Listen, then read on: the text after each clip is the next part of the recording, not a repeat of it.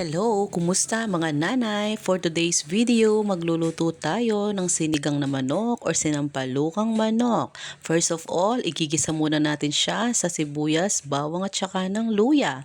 Tapos lalagyan natin siya ng patis. O diba, for the tipid-tipid na naman ng first son, ginamit na naman ng mahiwagang kalang. Syempre, hindi naman tayo magmamadali. Time check mga mare, 9 a.m. ng umaga. Syempre, today is Monday. Alam nyo na, request ng mga Junakis, manok. Ewan ko ba, ba't gustong-gusto nila ng manok? Syempre, tayo naman mga nanay, para malakas silang kumain. E di syempre, sunod-sunuran tayo. Ayan, ilalahok na natin yung talbos ng kamote. Nagkinuha ko lang dun sa gilid-gilid ng tindahan para masustansya yung kanilang kakainin. Syempre, halu-haluin with feelings at tikman natin kung okay na para sa atin yung lasa. At syempre, pakagogo mesoy, tsaka may pinitakpan para lumambot lahat ang kakatamong manok. O diba, kabang bubukalyapin ken, maranop na ako na naman mga Jo. Uli pinalalo rin ka akong Junakis. Pinapinandi mo kanini, danupahan nila kasi dagitan ko nuking eskwela. Syempre, habang kumukulo, tikman din natin kung anong lasa ng ating niluluto. Para bang kulang siya, kaya nilagyan ko ulit siya ng betchin. And then, haluin ulit natin siya. O, diba? Perfect! Luto na yung ating sinampalukan or sinigang na manok. Thank you for watching mga Jo. Thank you Lord sa blessing. Bye-bye!